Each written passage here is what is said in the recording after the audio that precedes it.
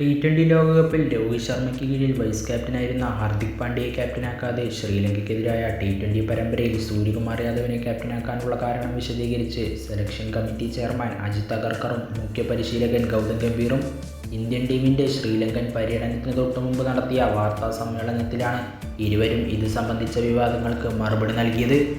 സൂര്യകുമാർ യാദവിനെ ടി20 ക്യാപ്റ്റനാക്കാനുള്ള തീരുമാനം ഒരു ദിവസം കൊണ്ടെടുത്തതില്ലെന്ന് അഗർക്കർ പറഞ്ഞു. ഹാർദിക്കിൻ്റെ ഫിറ്റ്നസിൻ്റെ കാര്യത്തിൽ ആശങ്കയുണ്ടായിരുന്നു. ക്യാപ്റ്റൻ എല്ലായ്പ്പോഴും ഗ്രൗണ്ടിലുണ്ടാകേണ്ട കളിക്കാരനാണ്. അതുപോലെ ഡ്രസ്സിംഗ് റൂമിൽ കളിക്കാരോടുള്ള സമീപനവും മറ്റു പല ഘടകങ്ങളും നോക്കിയാണ് സൂര്യകുമാറിനെ ക്യാപ്റ്റനാക്കിയത്.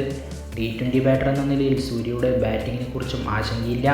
ഹാർദിക്കിന് പരിക്കേറ്റ് പുറത്തായാൽ മുമ്പ് നയിക്കാൻ രോഹിത് ശർമ്മയുണ്ടായിരുന്നു.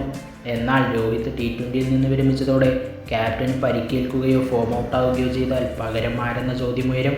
അതുകൊണ്ടാണ് സൂര്യകുമാറിനെ ടി20 ക്യാപ്റ്റനാക്കിയതും 3 ഫോർമാറ്റിലും കളിക്കുമെന്ന് ഉറപ്പുള്ള ശുഭ്മാൻ ഗില്ലിനെ വൈസ് ക്യാപ്റ്റനാക്കിയതും. ഹാർദിക് ഇന്ത്യയുടെ പ്രധാനപ്പെട്ട കളിക്കാരനാണ്. ഹാർദിക്കിനെ പോലെ ഓൾറൗണ്ട് മികവുള്ള താരങ്ങൾ അപൂർവമാണ്. പക്ഷേ ഫിറ്റ്നസ് മാത്രമാണ് ഹാർദിക്കിന് മുന്നിലെ പ്രധാന വെല്ലുവിളി.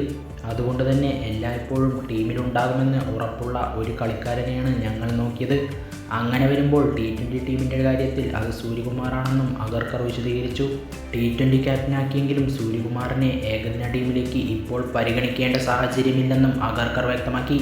ഏകദിന ടീമിൽ ശ്രേയസ് അയ്യരും KL രാഹുലും തിരിച്ചെത്തിയതോടെ മധ്യനിര കൂടുതൽ ശക്തിപ്പെട്ടുവെന്നും അജിത് അഗർക്കർ പറഞ്ഞു.